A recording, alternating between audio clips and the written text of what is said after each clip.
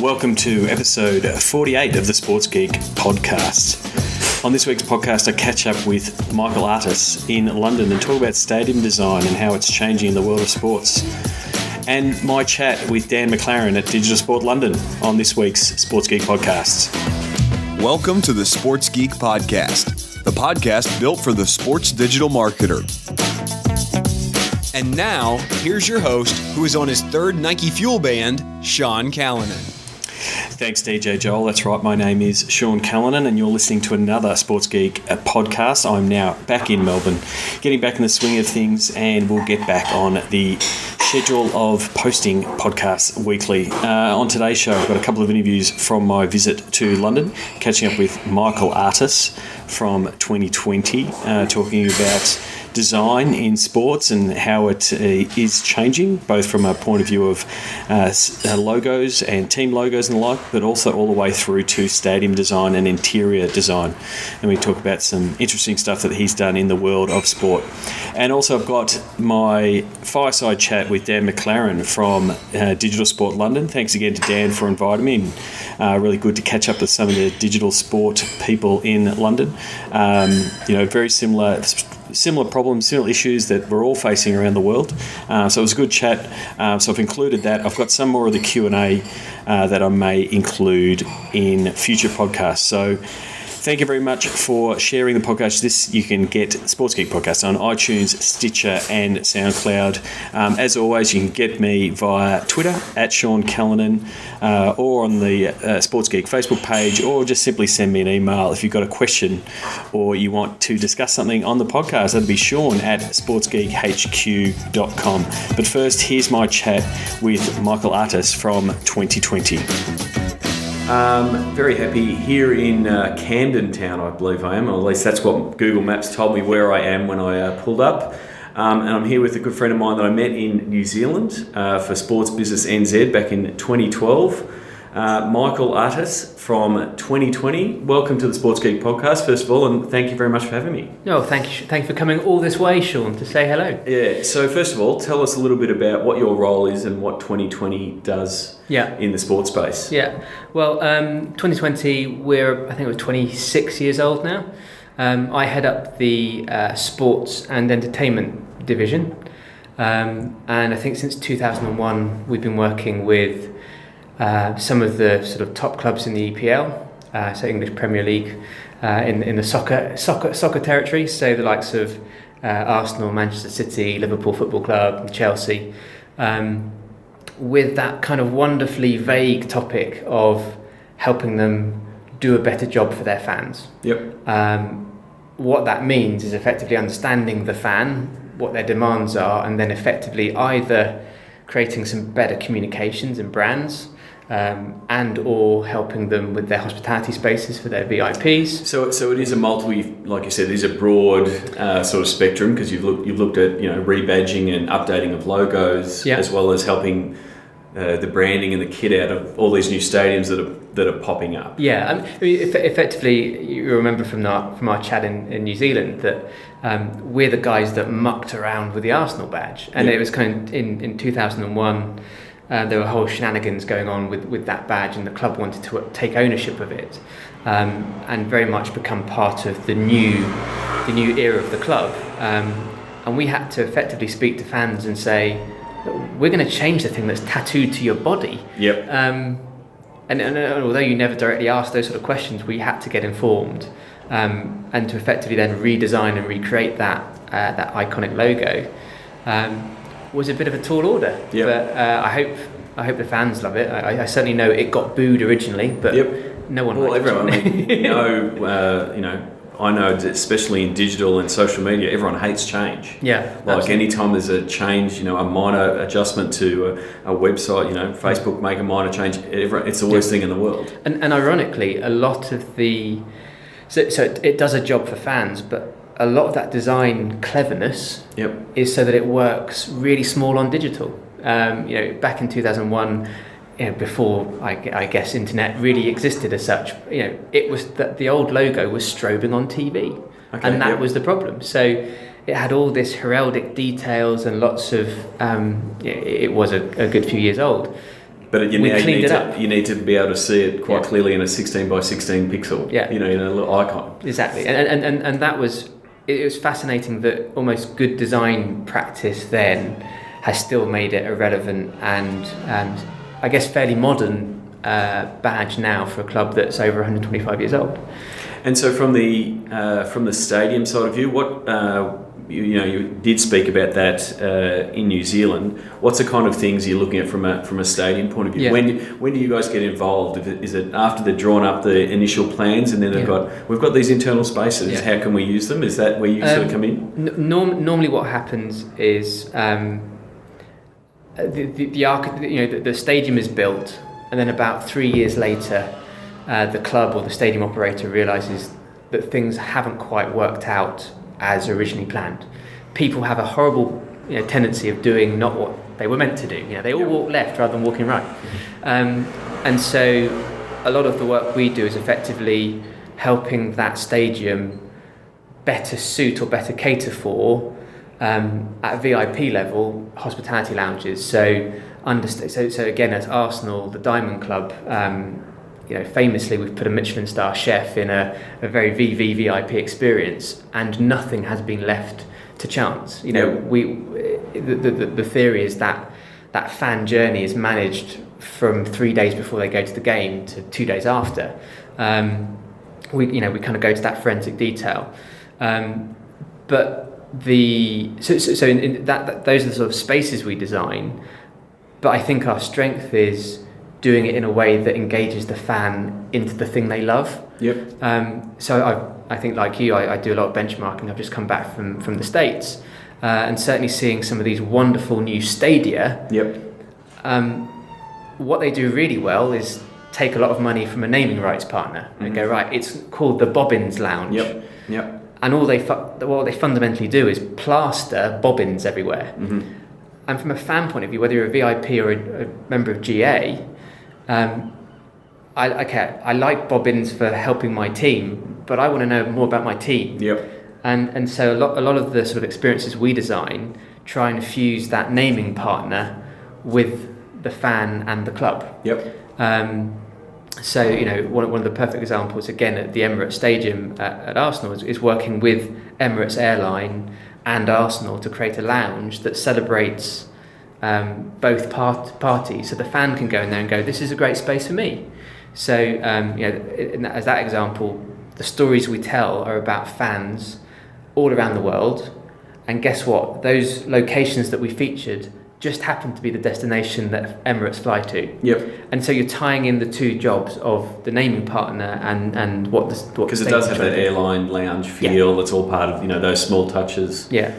I guess one of the things that you would have seen as it goes through, and I've seen it sort of going and seeing stadiums, especially in the US, is the rise of the digital displays and how flexible they are. Going from a menu boards that used to be quite static to now having these dynamic, changing. Even as the hot dogs get sold out, that they change and different kinds of advertising. How much has that changed what you guys do? And effectively, it's just like a bit Willy Wonka style. It's just opened up all these new opportunities. I think fingers crossed that San Francisco 49ers get it nailed with their 70,000 fat cable of Wi-Fi or whatever they're planning to do there.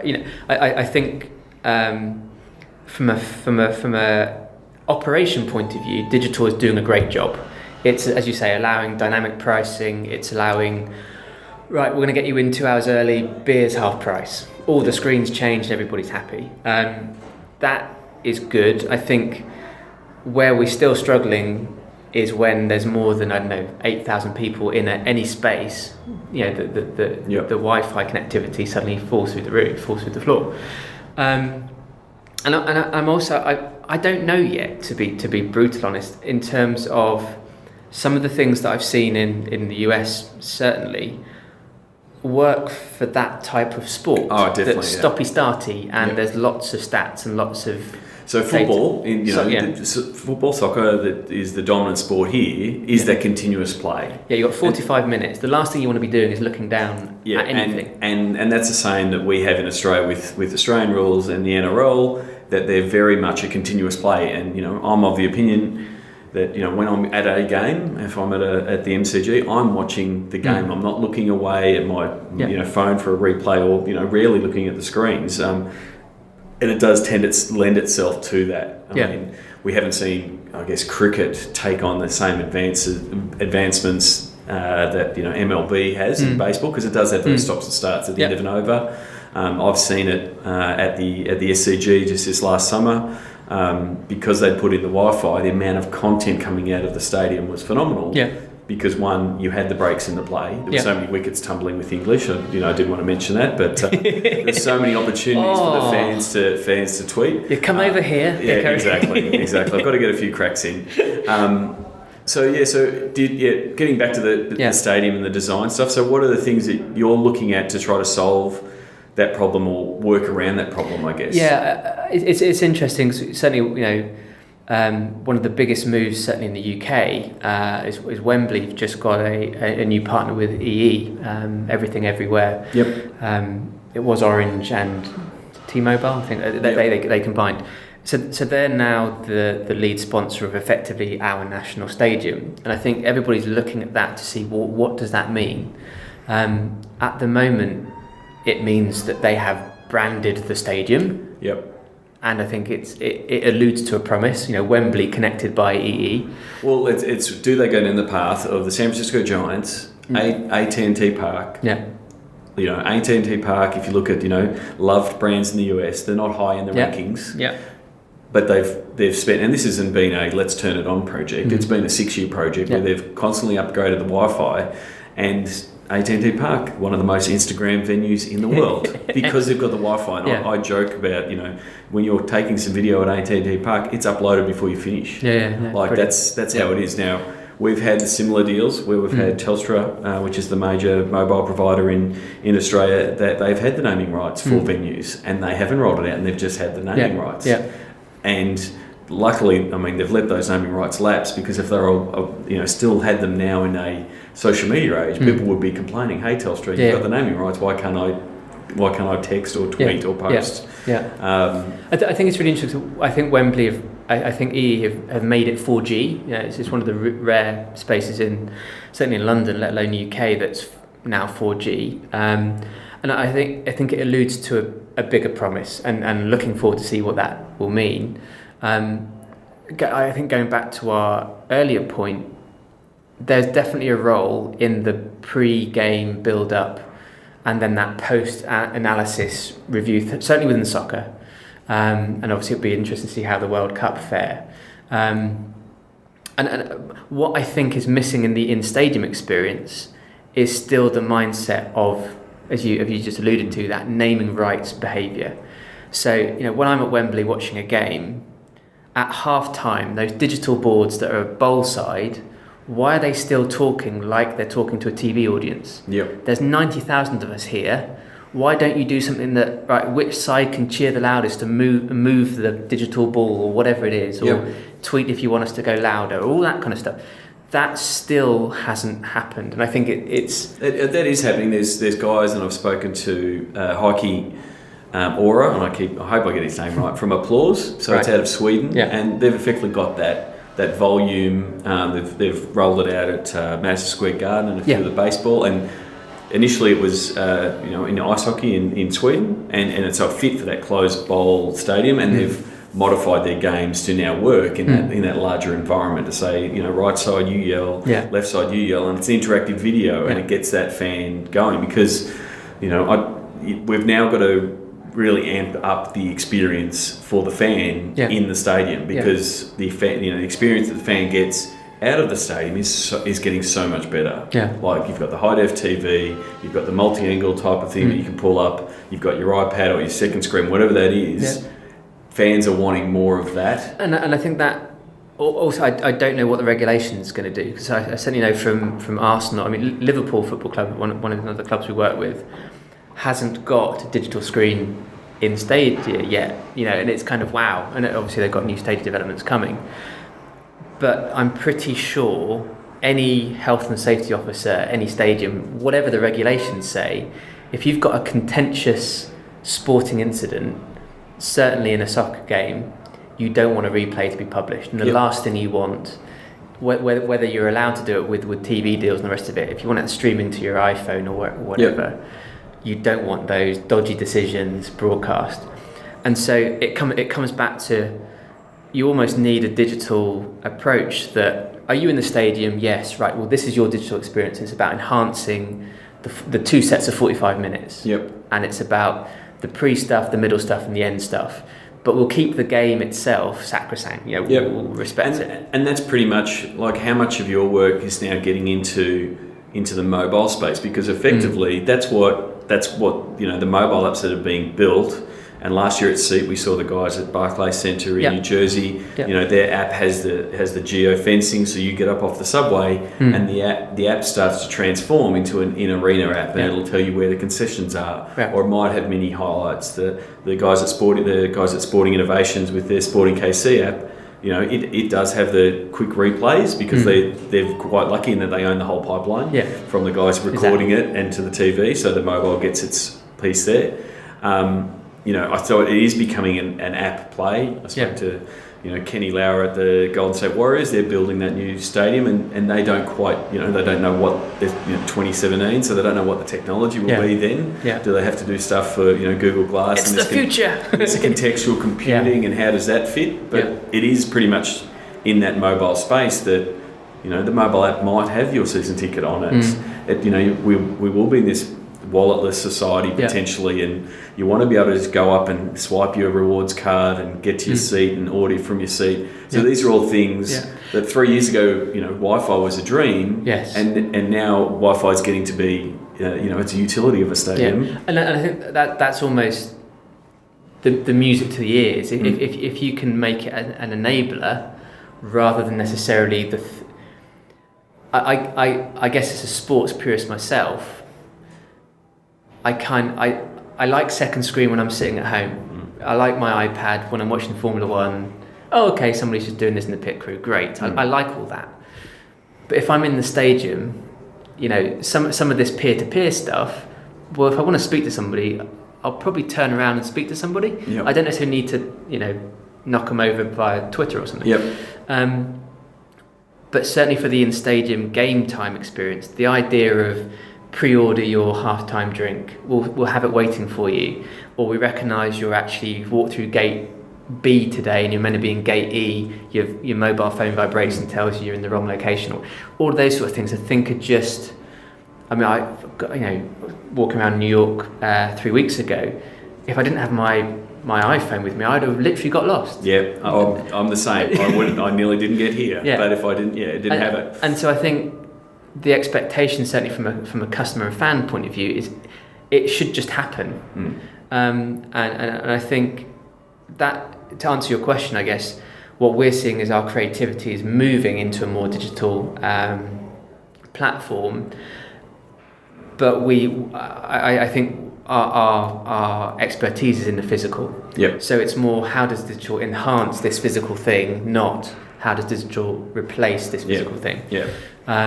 So it's making the design work for the digital options that are there, but then also, future-proof what your design is. And that, I think when we were talking in New Zealand, I sort of said we have a mantra here of, there are three things that a fan wants: belonging, access, and exclusivity. And winning. Move winning away. Weirdly, I've got so in my other life, on the leisure side, we work with casinos and everything else. If you look at the psychology of a gambler, they're very similar to a sports fan.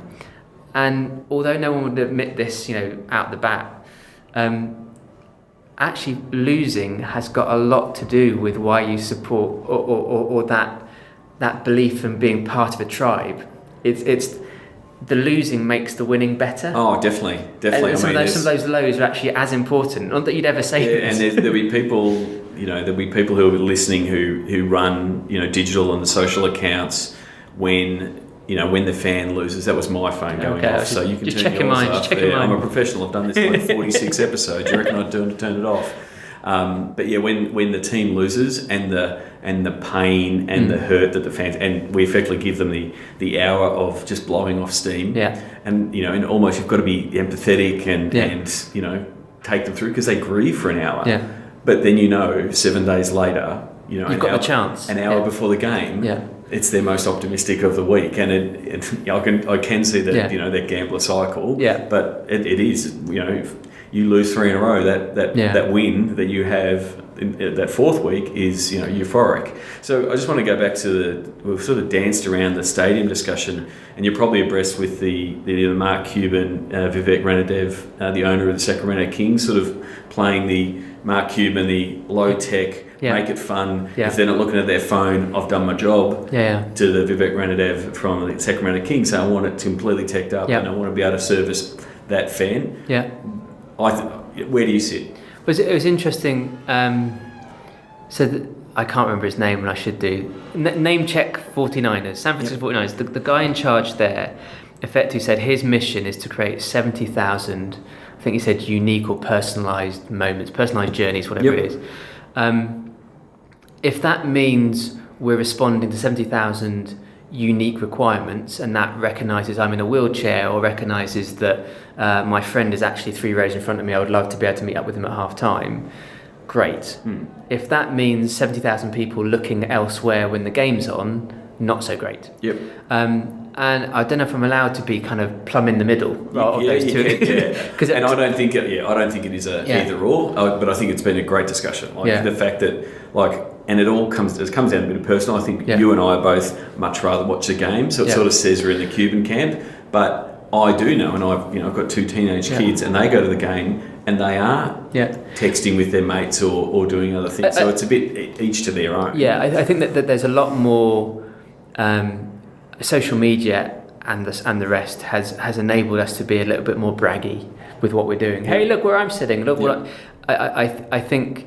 Probably based on the type of sport you're watching, how much of a fan you are of that sport and the pace that's going on will all determine the right digital. God, I sound like a consultant. The right digital solution for you. Yeah. Because I think there is something. What we're working with Ascot Racecourse. That's a 7-hour event. That's baseball. It's cricket. It's a daytime. It's a day out. Yep. Compare that to a 2.5-hour soccer match. It's an intense burst of activity, and your digital requirements are different. So I think you're saying there about the 70,000 unique experience of the 49ers. I guess what I can sort of lean back on is hearing Rob Heinemann from Sporting Innovations talk at SEAT in 2011, and he talked about effectively the birth of the franchise and when they built Sporting Park. It was Livestrong Park at the time, but Lance lost his naming rights off that stadium. Why was that again? Yeah, exactly. And you work in the entertainment space and understand it. They modelled that customer journey and what they're offering to the customer on Disney World. Yeah. So and I think at the time they had 25,000 scripts for the whole of the stadium, and it could be here's the script that the parking attendant had when they took your ticket to go in to. He knew it. I think it was at 7:00. The mixologists, which is very much an American term, but the mixologists will come out in the cocktail bar and do their little show, and it would go for 3 minutes. And part of that script would be they'll be doing their Tom Cruise cocktail type of thing. The lights would change. And running those, and it was a work in progress. They didn't just roll that 25,000 in day one, but it sort of makes that 70,000 person experience. It's sort of like your own choose your own adventure. So depending on where you are in the stadium, you have that own unique experience. But it's a bunch of little ones, and it's exactly the same at Disney World. If you see, I think one of the scripts is if you see Buzz and Woody in Disney World, and you say Andy's mom, they fall dead. Right? And it's just a script that they have, and it's sort of an Easter egg. If you don't know it, say that and they just fall dead because Andy's mum's coming. Good knowledge. Yeah, exactly. I think it's because we do a lot of fan research, and it's interesting. You get as an industry, we're all getting more professional. A fan hates to be called a customer. Yep. And I think I think we as professionals need to take the duty of customer journeys and that logic and adapt it to a fan. And I think that's really interesting, that unique experience, as soon as it becomes scheduled, I think people will start questioning its authenticity. Yep. And getting back to the belonging, access, exclusivity, if it isn't genuine, then I'm not, you're trying to do me over as a fan. And I want the access, I want the bit that no one else can see, or I had to be here to see that. So I think that's really exciting, and certainly from an English point of view, yep.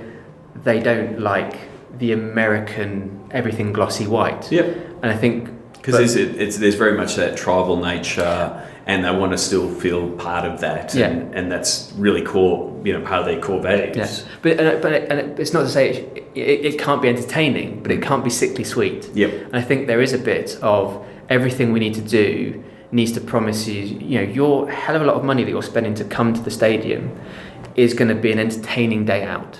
And let's not forget, we're competing with the likes of Disney World and the rest of it to get punters through the door.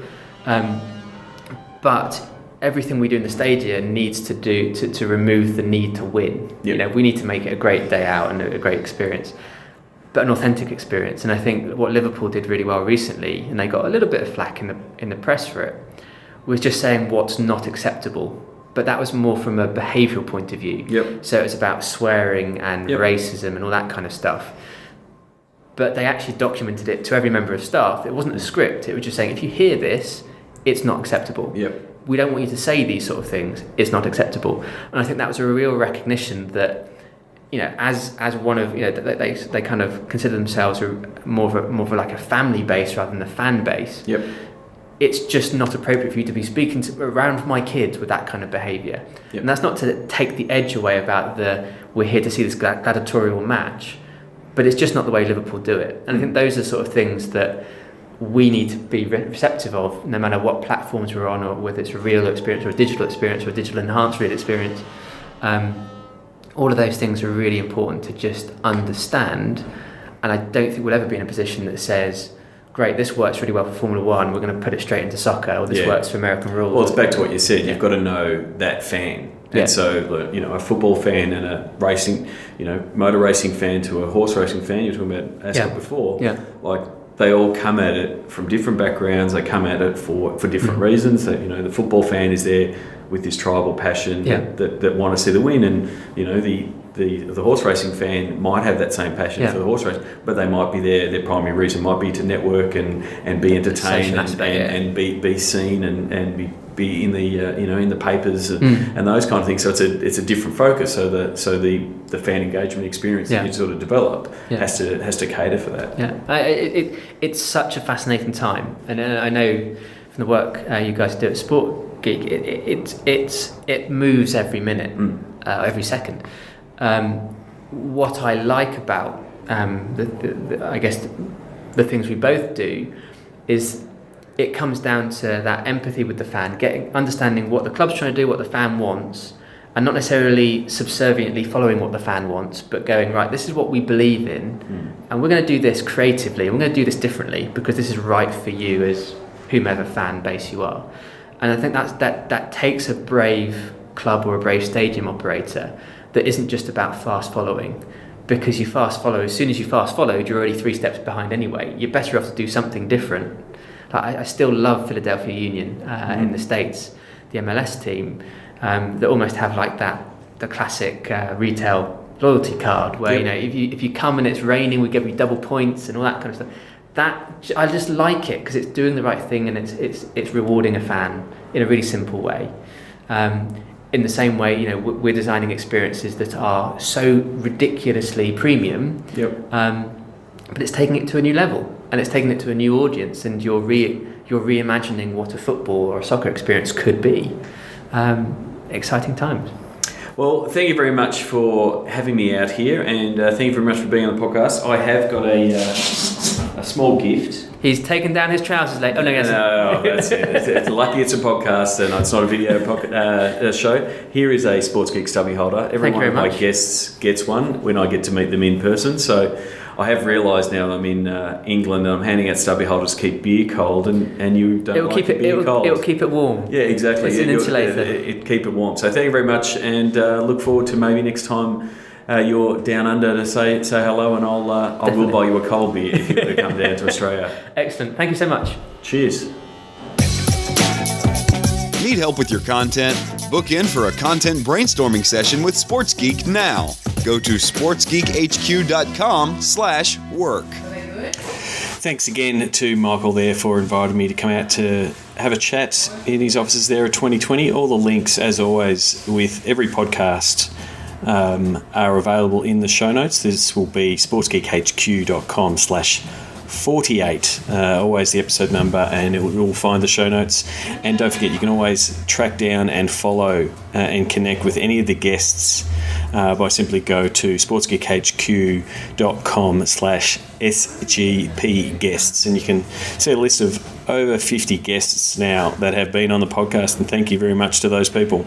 One of those people has been on the podcast before, Daniel McLaren, was kind enough to invite me to his digital sport event in London when I was in the UK on the recent Sports Geek trip. And we had a bit of a chat about the world of sport and how digital sport, how it differs in Australia and in the US as it compared to the UK. So here is a snippet of our conversation. And thanks again to Dan for inviting me, and it was really great to meet all the different people working in the sports digital world in London. So here's my conversation with Dan McLaren from Digital Sport Co. He's just launched a new website, previously the UK Sports Network. So check out digitalsport.co if you want to check out what's happening in London, the UK, and in Europe overall from a point of view of digital. He's doing a great job of collating news and notes and case studies of what's happening in that space.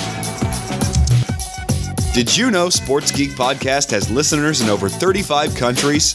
Thank you for sharing. Just like to introduce our kind of special guest for the evening.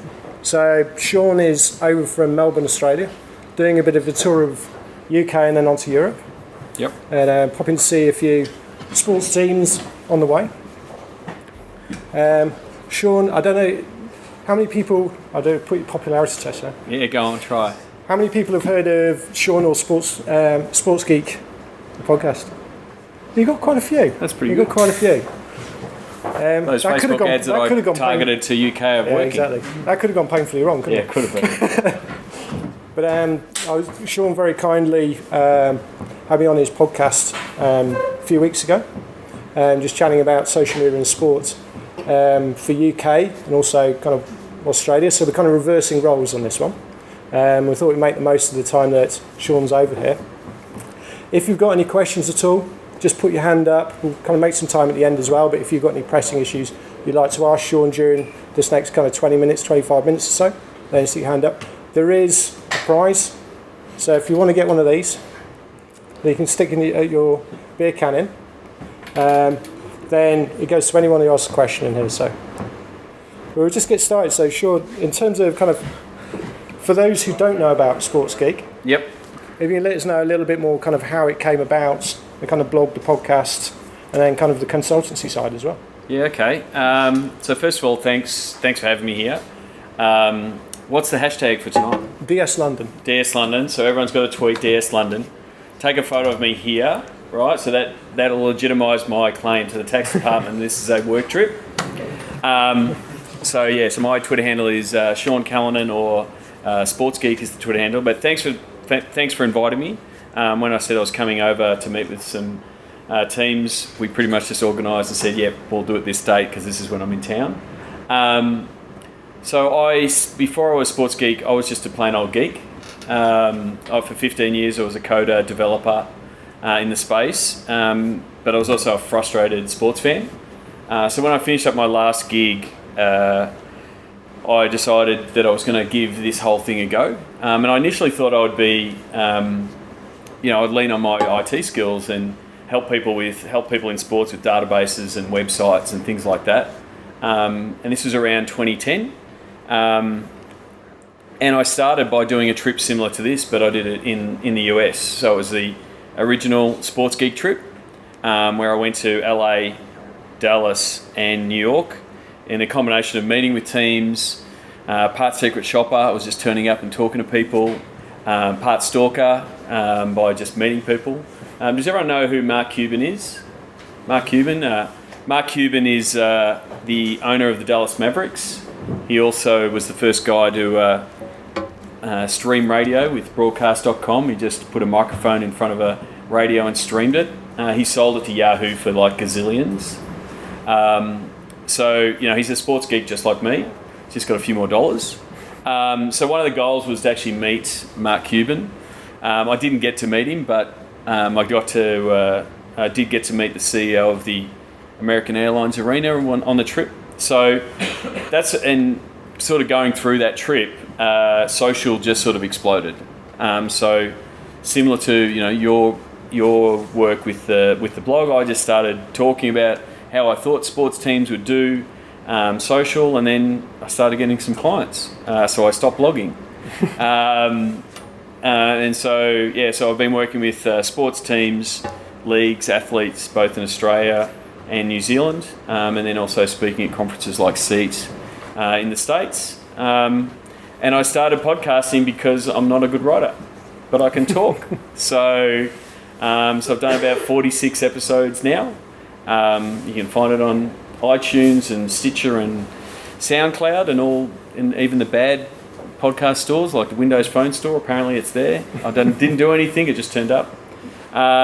So that's pretty much, that's what the podcast is. The podcast is me talking to people like yourself, people in the States and in the UK and in Australia about what they're doing. So the podcast is built for people like yourselves, people who work in the industry, work in sports, business, sports, digital, in the tech side of things. And I just try to bring a bit of information and interviews into that space. And in terms of Australia and where you see it at the moment, what do you think the main differences are, kind of comparing what in Australia to what you're seeing over in the UK?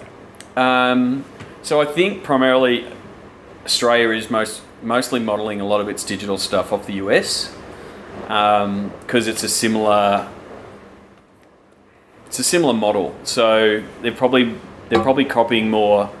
So the AFL, which is the Aussie rules, which is the main sort of football code in Australia, they're pretty much trying to copy the Major League Baseball with the everyone. I don't know if you know, the Major League Baseball have Major League Baseball Advanced Media or MLBAM, and they pretty much run everything, like all the tech, and they do absolutely amazing job. Who's a Major League at bat subscriber?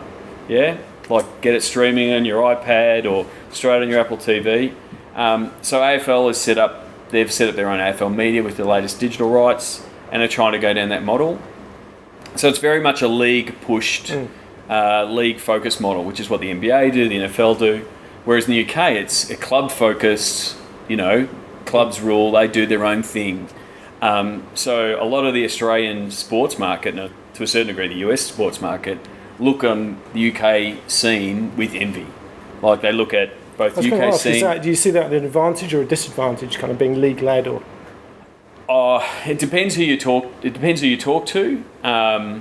Like there is advantages in that league wide sort of model because it's a level playing field, but then you work with the teams that have the cash and they would like to spend, and they're restricted, and so that could be this. Whether it's Collingwood or Essendon in the AFL, but you'll hear the same thing from the Boston Celtics or the LA Lakers. Like they're stuck with the same formatted thing, website, and they can't go and do some stuff that Man City does or Arsenal do. So so it is a restriction that they sort of have to work through. But Australia definitely, I think, is more copying what's happening in the US than in the UK. So what are the hot topics over there at the moment? Is it kind of that much difference? I mean, I suppose one of the things we do hear occasionally, which is probably a little bit kind of in the negative side, I suppose, looking at Australia, is that Australia is behind in terms of what UK and US. Is that fair reflection, or is that being a little bit cruel? I think it's a little bit cruel. You might make me start talking about the cricket. Yeah.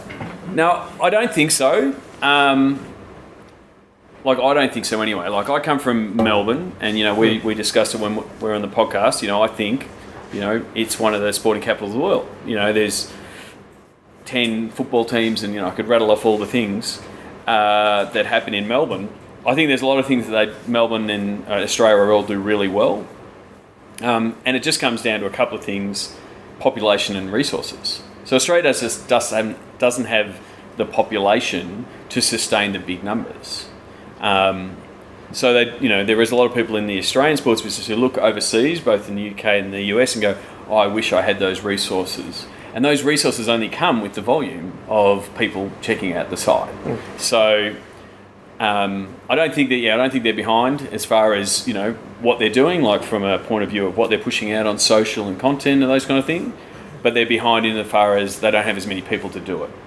So if you just if you're trying to compare apples and apples, it's very hard to compare Man United with an AFL team. But the content they're producing for what they've got is pretty good. Yeah. In terms of kind of content and use of platforms, what do you think is what's your kind of best case examples that you would quote to clients or on your podcast? If you were doing it really well, and what kind of things they're doing? It differs on the goal of the team. And sometimes it's hard to tell what their goals are. So as far as what they're trying to do, but with some teams, you're either trying to fill a stadium because you're trying to sell tickets, whereas others have a full stadium and just trying to keep all their fans happy. So that's what a lot of the UK clubs are doing. Like, they're not worried about the fan in the stadium and getting them to the stadium. The stadium is fine. They're worried about servicing the people outside the stadium. Whereas, there's other teams, in Australia is the case, and, in the US is the case as well, where they're trying to fill a stadium. So the strategy is completely different, and you're going to talk about live blogging and stuff later.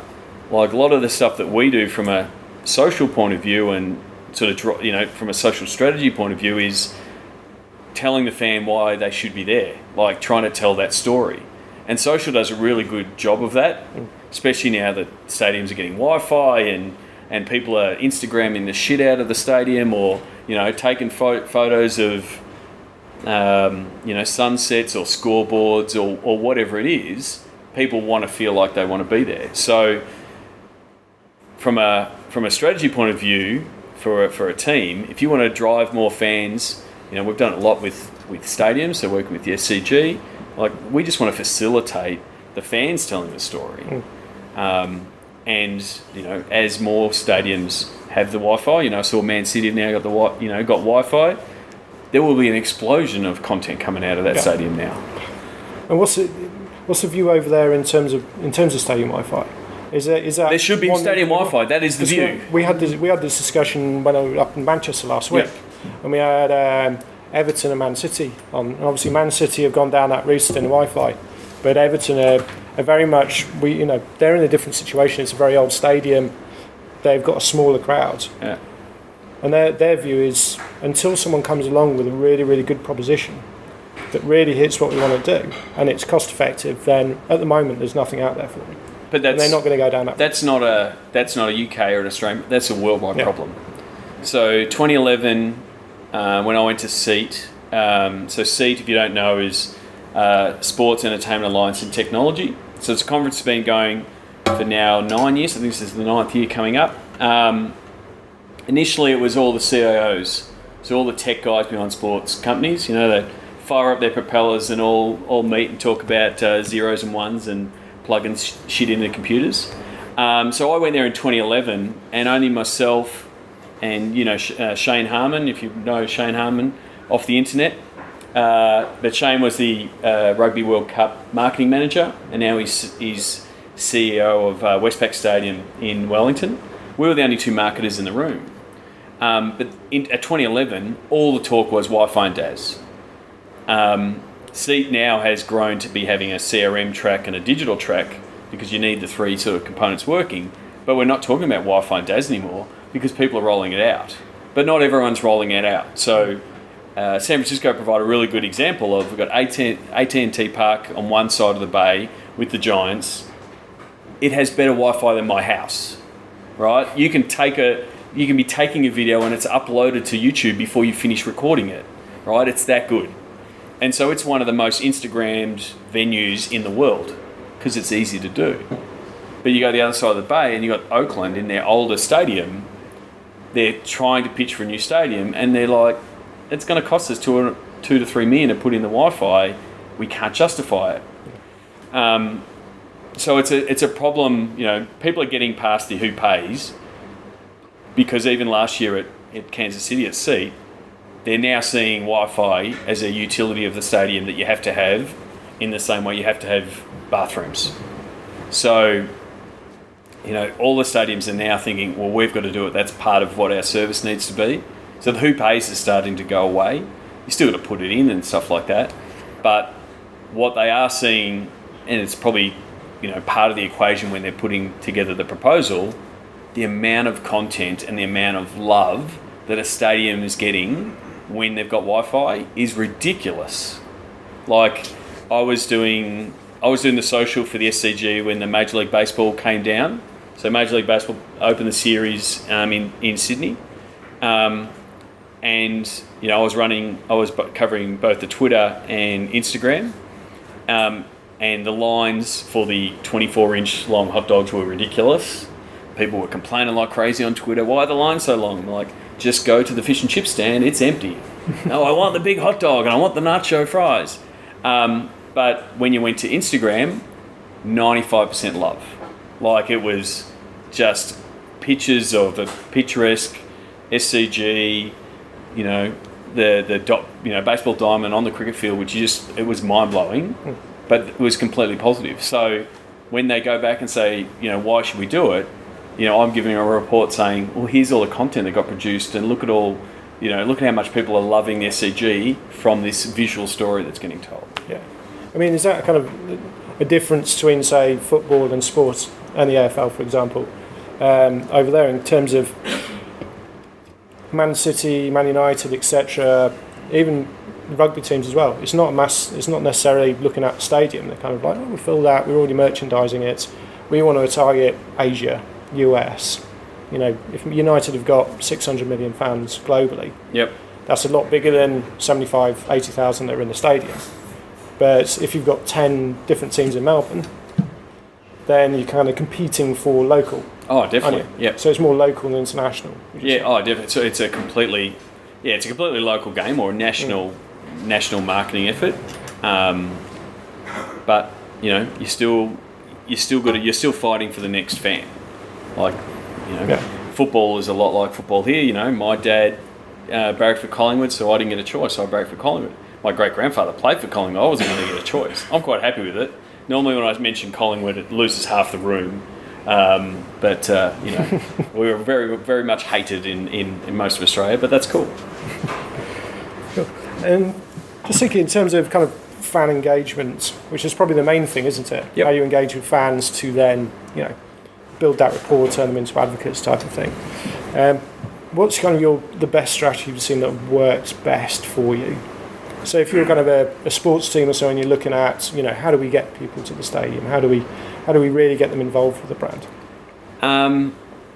So one of the things that I've been using for a while to sort of explain it, I was lucky enough to interview on my other podcast. I have a second podcast, and it's a lot like this one. It's called Beers, Blokes and Business, where I open up beers and talk business with my mates. And recently we had a guy called Will Anderson, who's a comedian in Australia, and he's pretty much the biggest and best comedian in Australia, and he came on the show. And we did a recce for Twitter 12 months earlier, and he spoke about his social media strategy in effectively 140 characters. He goes, I don't care that I've got 250,000 Twitter followers. I just want 1,000. I want 50,000 of them to buy one $50 ticket to a show a year. And everyone goes, geez, he's raking it in if he's doing that. And that's exactly the same strategy that we try to implement with the teams.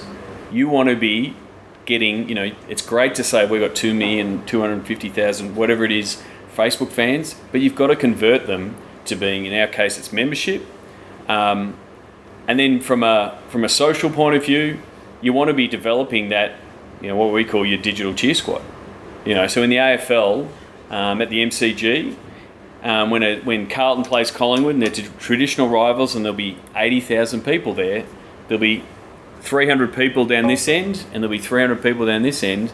That will create the atmosphere. That will start the chants. It's not as tribal as, your football where the whole crowd is cheering. But if those guys start a chant, it will reverberate around the stadium. And it's the same thing that happens online. If you can get those 1,000 people to be tweeting about that and amplifying that and using your hashtags and talking about it, then it will spread. And that's how people find out about it. So that's always what we're trying to do when we're working with digital and social media guys, to say you've got to find those fans and give them enough love so that they know they're doing the right thing. So whether that's favoriting their tweets, retweeting their stuff, that kind of thing. Like I was talking to Josh Tucker when he was down with the Dodgers. So he runs the social for the Dodgers. Over 1 million followers on Twitter. And he aims to favourite every tweet that mentions the Dodgers from a fan. Just to show the fan that it's like, yeah, we read it. Thanks. And I've seen it. I've seen guys who I've taught and trained get that giddy feeling of, oh my goodness, they liked my tweet. I had one of the guys tweeting with the Brooklyn Nets saying, we're looking forward to the game, and the Brooklyn Nets replied. And he went, oh. I'm like, you do that all the week. Every week you do that with your fans. But he got that same feeling. And if you can put that feeling in your fans, they're like, oh, what do you want me to do? I'm sure if, any club just went, jump, all these, how high? Where do you want me to jump? Where from? They're just ready to do it. So if you enable them to do it, then you're on your way. I think a lot of clubs as well kind of struggle with kind of tone of voice as well to take. Do you go down the kind of, let's have a banter, let's have a laugh, take the mick out of you, which you do see in America quite a lot. They're taking the mick out of each other's accounts. I mean, that happened once, I can think of in the UK, when, I don't know how many people remember Bolton-Reading game, when Bolton kind of goaded Reading a little bit on Twitter, and Reading won 7-0, and just Bolton got panned for it, and you can just see them going, we're not doing that again. Yeah, yeah, because it was the Twitter guy's fault that they lost. Yeah. That's the funniest thing. If you spent less time tweeting and more time on your defence, you'd be good. Yeah. But you do have to have buy-in from management. If you're gonna do that kind of thing, I think the best example of that is the LA Kings when they went in that run from the Stanley Cup, and I've spoken to Dwayne Hankins who was running the LA Kings at the time, and it was a calculated risk. They knew we could do it, and you need to have there will be a coach that will be superstitious. Oh no, we don't want to do it. That won't do it. Do people know the LA Kings story from the NHL? So they were the 8th seed playing Vancouver, the 1 seed. Vancouver is not liked outside Vancouver, and the LA Kings went in to Vancouver and won game 1. We'll get the phone later. And after the game, they went, to everyone outside BC, you're welcome. That's what they tweeted. And their fans loved it. And that's the bit I love. Their fans loved it. Who cared if they pissed anyone else off? Their fans loved it. And it was one of the most retweeted tweets of all time at the time. And it worked. And then the team got on a roll. And they just went with it. They arrived in New Jersey and just tweeted, gee, this place smells. They just ran with it. And as long as, what I fear when I see those kind of stories and, people hear about them, is that they're, cool, I'm going to do it now. And it's well, you've got to have some, the person writing them has got to have some nous. They've got to be naturally funny, can't be forced. It's still hard, very hard to do. Because you get it wrong and you look like an idiot. So, but they did go and say, this is what we're going to do. We're going to play that smart aleck role for the playoffs, and management knew what they were doing. And what happens now? They have a Twitter sponsor. McDonald's is on their Twitter avatar. and I got money for it. So, win-win. Seat 2014. See you in Miami in July. That's right, DJ Joel. Seat 2014 is almost upon us. And as I said last podcast, I'd really appreciate it if you would help me out and provide me with some of the great content and campaigns that have worked for your sports over the time. You can simply send me an email, sean@sportsgeekhq.com, with some great content that you've either seen or even stuff that you've produced yourself. I've had some great nominations from the guys at NASCAR and some good nominations in the YouTube space with guys like Green Edge cycling team over here in Australia. So again, send me your best. I would love to include it in my presentation at Seat. That clock is telling me to wind this show up, episode 48. Thank you again for listening, and also thank you to Jess for sending in this week's Sounds of the Game.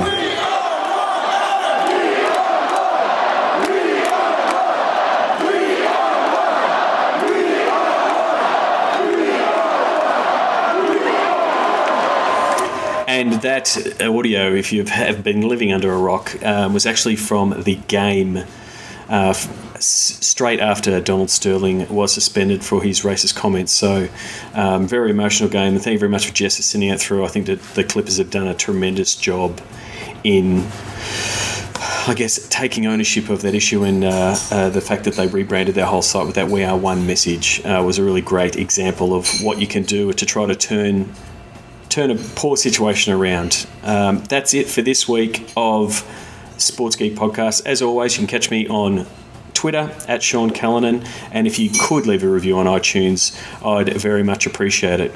Cheers.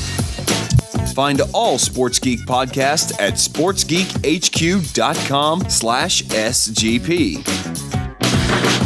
Please leave a review on iTunes. Go to sportsgeekhq.com/iTunes. Want to maximize returns from your digital team? Contact Sports Geek about content and commercialization workshop. Thanks for listening to the Sports Geek Podcast.